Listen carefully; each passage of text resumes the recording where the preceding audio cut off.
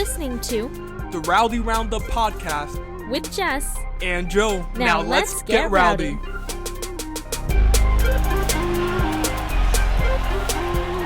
Hey everyone, this is the Rowdy Roundup Podcast with your host Jess and Joe.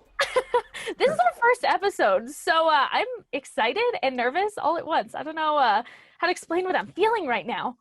I feel you. I've been all day today. I've just been waiting for this moment, leading up to it. This is something that we've been wanting to do. You know, we just met recently, but it's something that we've been wanting to do for our whole lives. You know, being able to talk about the Cowboys is it's just an amazing opportunity. So I'm really excited about it too.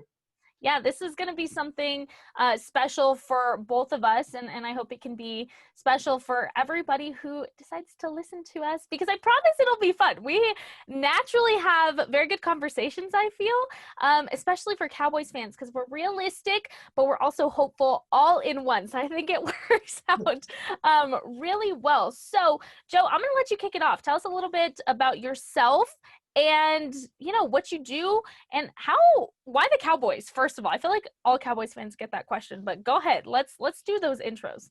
Okay, I'm going to start from the back, work myself to the front of your question there. So how I became a Cowboys fan. All right, so that's an interesting one because I was born in Miami. Now I live in Gainesville, Florida. And Dallas is obviously a lot farther from Gainesville than you are, where you're in El Paso there. So my dad immigrated from Jamaica back in the 1970s, and there was this quarterback. His name was Roger Staubach, I believe. Oh, I think I've heard of him before, you know? I think I've heard of him too. You know, he was before my time, but I've heard of him. So my dad loved watching Roger Staubach, loved watching Drew Pearson, and they obviously won 2 Super Bowls in the 70s. So he became a fan. He got to experience the glory days. Guess what? I was born in 1997. They have not made it even to an NFC championship in my lifetime. So it's been tough. You know the struggle. Yes. So a little bit more about myself, other than how I became a Cowboys fan and all the years of suffering that I've endured is, you know, I moved from Miami to Gainesville at the age of 7. I've been here ever since then. I recently graduated from the University of Florida. Right now, I currently work with Rivals.com. Which is owned by Yahoo Sports. I'm a recruiting reporter. I cover high school football recruiting. I'm also working on an investigative research project. And, you know, I'm just having a great time, you know, doing freelance journalism. So what about you, Jess? Tell me a little bit about yourself and how you became a fan of sports. Well, you know what, Joe? I feel like we have similar but different stories all at once, because I actually grew up hating football. Can you believe those days once existed? Because they did. And I was the biggest just football hater, not even a Cowboys hater. I grew up in a Cowboys family. So it was like, since I was born, it's been one of those faithful viewership things where my dad and my brother would watch Cowboys games. And back then, you know, I was younger. I'm like, why are they yelling every Sunday? Why are they mad? Like, when they would lose, I didn't understand it. And it wasn't until I got older and the then Cowboys Stadium, now AT&T Stadium, was built, that I was like, okay, what is this hype about? Like, what is this building? It can't be that great, you know? And then I remember I told my dad, I want to go to a game. And he was like, you want to go to a game? Like, what? Kind of took him back by surprise. And you know what? It was kind of, I consider it now my turning point in my life for the better, because he told me, all right, well, if you want to go, I'm not just going to take you to a game. You have to learn a few things. First of all, you need to learn how football works. And being a cheerleader my whole life, I kind of knew how football worked, just not the logistics of the NFL itself. So I had to learn about that. I had to learn about our then quarterback, you know, a guy, no big deal, named Tony Romo.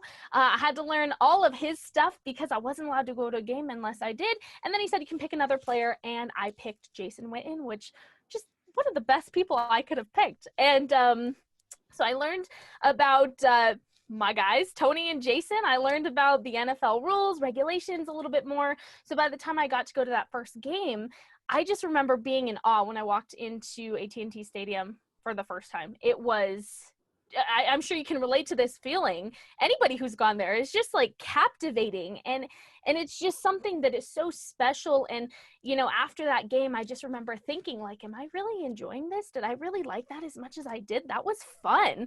And then it just all kind of started. And so that was my story on how I became a fan. And I love non-COVID times, of course, going to training camp in Oxnard. I also have auditioned for the Dallas Cowboys cheerleaders twice. I don't know if I ever told you that or if you found that out on Instagram, but that happened. I've just been a big advocate for being a Cowboys fan. And I think I like it so much because people just like to try to argue about the Cowboys. And I think for me, it became more of a thing of sticking up for Tony Romo, to be honest, when I was first a fan. And then it just became this whole thing where you just gain respect for all of these guys, all of the coaching staff, just the franchise in itself. So that's kind of a little bit on my fandom. But for me personally, I graduated from New Mexico State University in 2018 with a degree in journalism. Before I had graduated, I got offered a job at KTSM 9 News in El Paso, where I was an MMJ. So I did news, I did general news, I guess, sports. I did weather. I was a weather forecaster as well. So my last 2 years there, I was the morning weather forecaster, meaning I got to wake up at 3 o'clock every morning to be at work by 3:30 a.m., to be ready to go by 5 a.m. So that was fun. And of course, while I was there, my amazing sports director, Andy Morgan, he actually let me be part of their Emmy award-winning football wrap-up show, 9 Overtime. So I got to do some sideline reporting, which was just so fun. So, yeah, I've always been a huge Cowboys advocate, but when you can put work and Cowboys together, just even better. And I got to do that last year when I got to travel to Burlington, Wisconsin to have an exclusive interview with Tony Romo. So that was the highlight of my time at KTSM.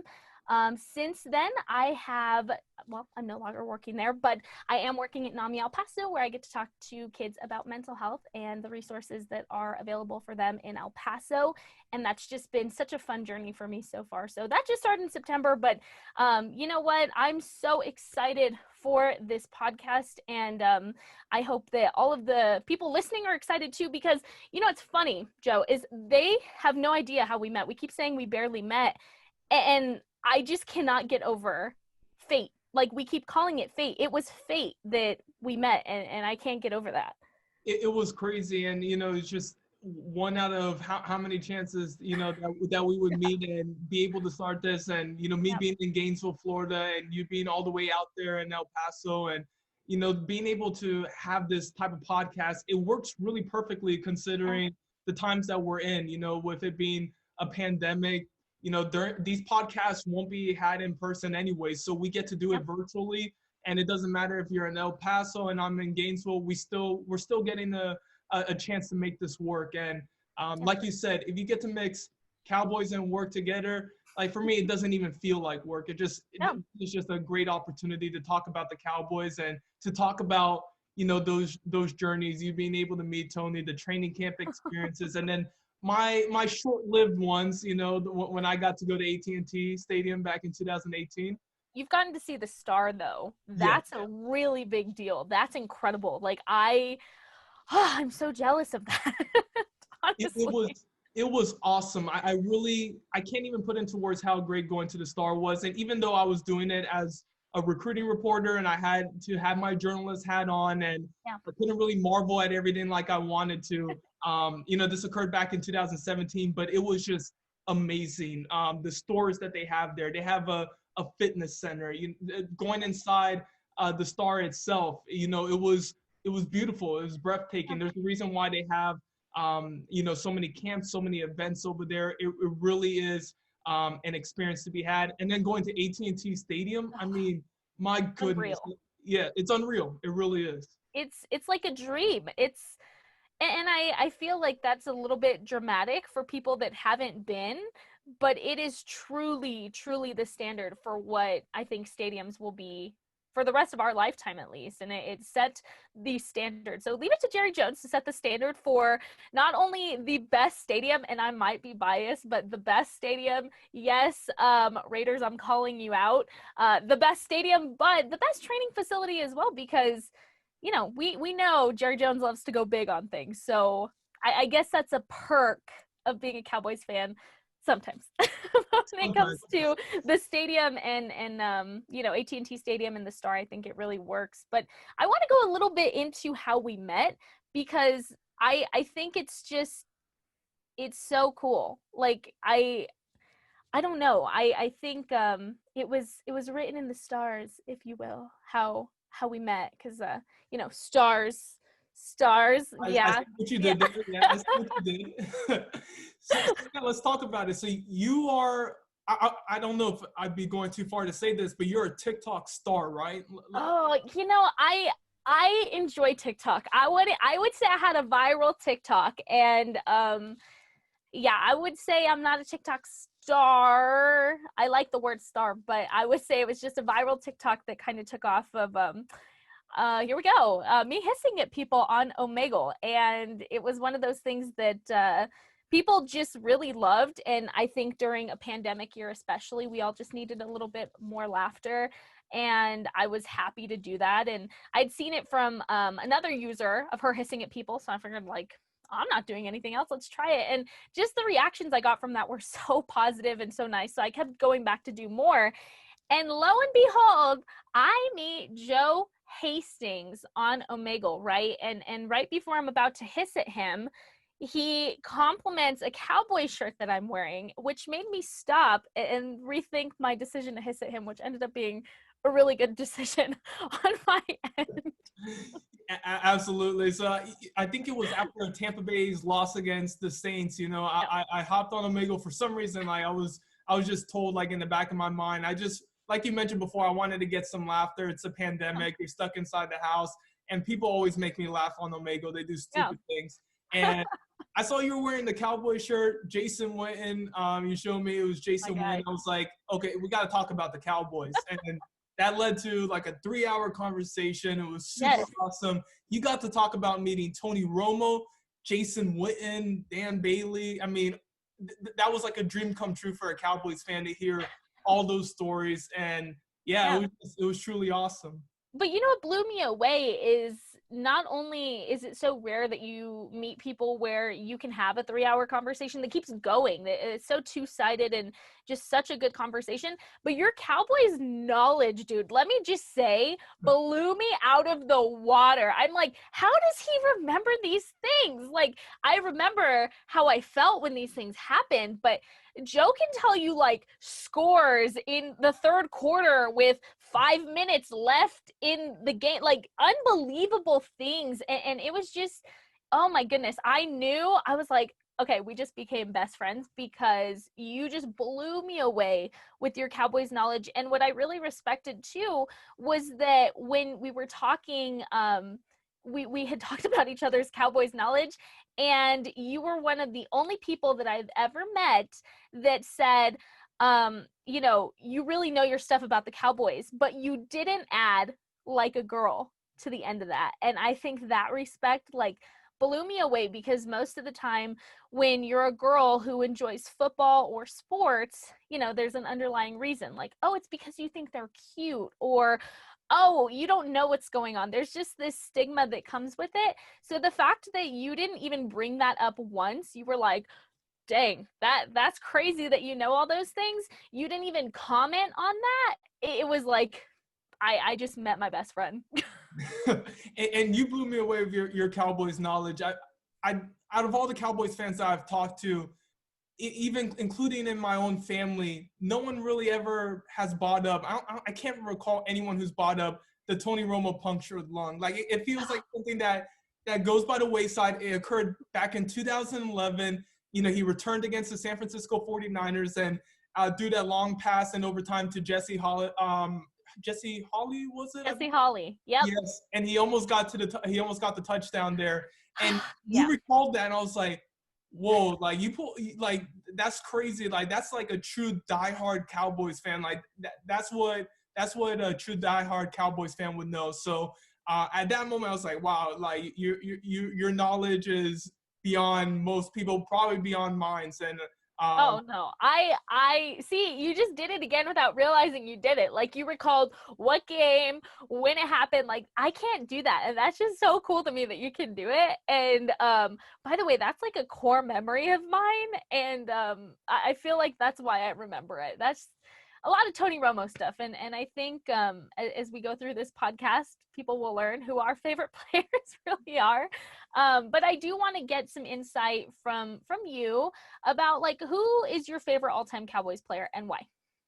That's a really tough one, honestly, because there are so many of them. I support anybody who suits up for the Dallas Cowboys. Truly, I would have to say favorite would be Tony Romo, and not just because of like all the great things he did, but also the downs too, like the down years. Like, it made you really appreciate when great things happen for the Cowboys. So even though we did go 8-8 in 3 straight years and took turns, we literally took turns losing to the Giants, the Washington Reds, the Washington football team, as they're known now, Yeah. and the Philadelphia Eagles at the end of each year with a chance to win the division on the line. Like, the final game it came down to, even throughout all of that.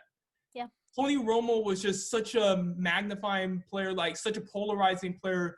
You really couldn't take your eyes off the TV when he was playing. Yeah. And one of my most favorite Tony Romo games is when he went head-to-head against Peyton Manning in 2013. Yes. He lost 51-48, but and I know Tony threw an interception to Danny Trevathan at the end, and it was frustrating, but that perfectly encapsulates what Tony Romo was. He would throw for so many yards, throw for so many TDs, and then unfortunately he didn't have the help, and he would have to do probably too much and would throw an interception. But that really kind of encapsulates who Tony was for me.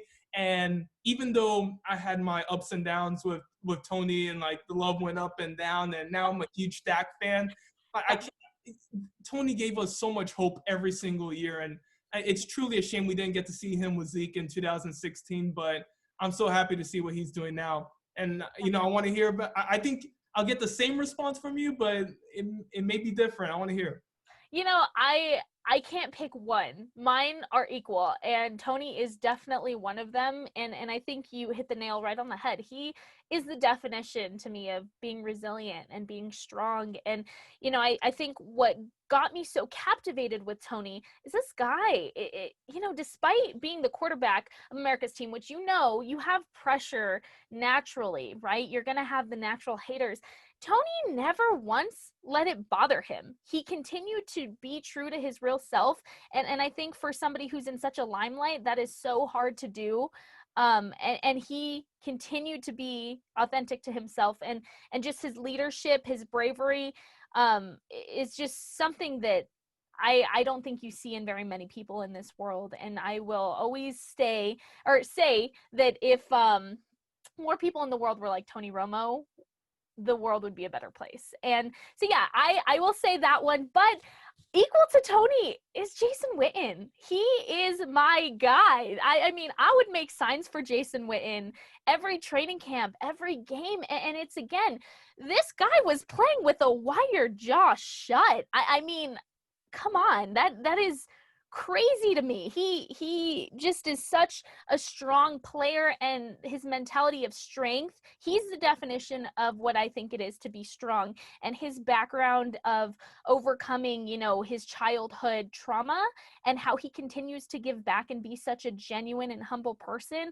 Again, I think you can do all of the amazing things on the field that you want, but unless you have that trait of actually using your platform for a greater purpose, I think it could really, it comes down to that, to being a good player and a great player. And for me, Jason Witten sets the bar of what I think every young person should look up to and idolize. And I just think he is incredible, and he speaks out when leadership is needed. Now, we're not going to discuss where he is currently at right now, because I don't like talking about it. But do I support him? Absolutely, because Jason Witten forever will be one of my favorite people. And even me as just a fan, he's always been so respectful the times I've gotten to meet him, and just so nice. And he dealt with me being a bit of a fangirl, which is always a plus. But no, Jason Witten and Tony Romo are equal for me. And I will say it was rough to see him retire the first time. It was awful. It was sad. I was crying in my car, and I was an MMJ at the time, and I was in the news unit crying, and the person I just so happened to interview after that was a Cowboys fan, and I could tell he was crying. I was like, oh, please tell me you're a Cowboys fan. But you know what? Nothing hurt like him going to the Raiders. Yeah, that was something we're not going to talk about. That is trauma. Okay, that is trauma. But best of luck to him and the Raiders. I hope the Raiders do go far. I call myself a part-time Raiders fan now because of Jason Witten. So, you know, for as long as he continues his tenure there, part-time Raiders fan. Yeah, I don't know what it was with the Raiders taking all these former Cowboys in the offseason. Like, it really kind of got on my nerves. Yeah. Although I was fine with Jeff Heath leaving because I do have a personal vendetta against Jeff Heath. I mean, come on. You're going going to sack Aaron Rodgers at the end of the playoff game in 2016. We all know about this.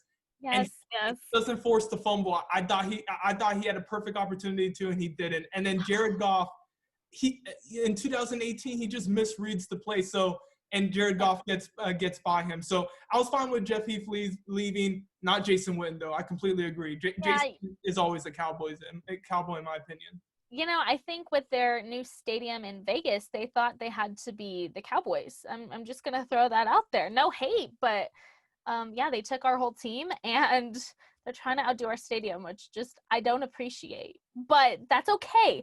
I have teams, I should say, that I dislike more, you know, like the entire NFC East, other than the Cowboys. But, you know, I think as we go on with this podcast, people will hear our opinions. And I just think that's something important to note, that these are our opinions. We don't speak on behalf of the Cowboys. We're just two fans having fun talking about the Cowboys. And I think that's what's so great about this. So I want to circle back to the NFC East because I cannot stand any of the other teams in our division. But I want to hear from you. Which teams can you not stand the most?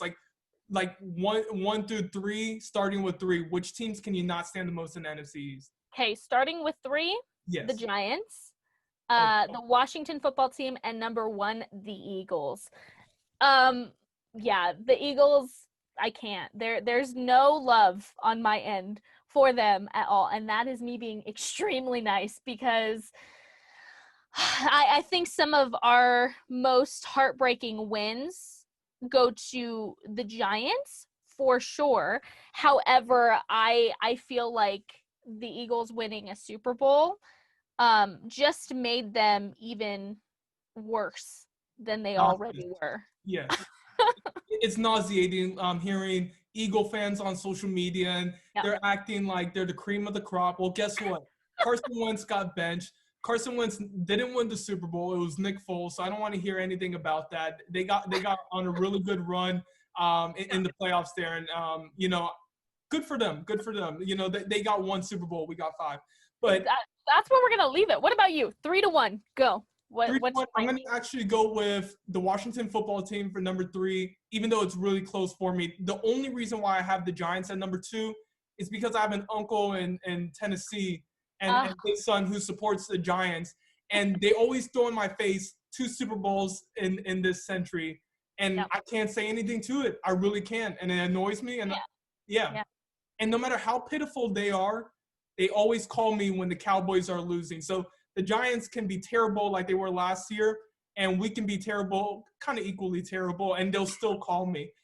So I can't stand them, and I can't stand the Giants as a result. But, yes, the Eagles, they literally make me want to log off of – because they creep on to the Dallas Cowboy accounts. They actively search the Dallas Cowboys page, comment underneath, just get out of here. We don't Yes. I will say I've only met one Eagles fan that I get along with, and you know, him and I are both on the same page, that on the days the Cowboys and the Eagles play, we're not friends. But yeah, Josh, I know you're going to be listening to this. I will give you credit for being the one Eagles fan I can tolerate.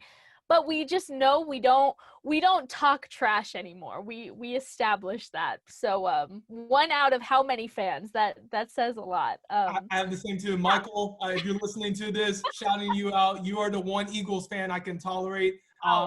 Yes, I mean, honestly, it sickens me having to read what the Eagles say, because they got one Super Bowl and they got it before, you and I got to experience one. Yeah. Really Yeah, I was born the last year the Cowboys won a Super Bowl. So yeah, I haven't gotten to experience it in my actual lifetime. I was in the womb, if that counts. I don't know if that counts, but I was in the womb. It's a technicality there. Like it's a really close call, but honestly, I'll give it to you. Thank you. Have one ring in your lifetime. Thank you. So I do want to go over one more thing just for everybody listening.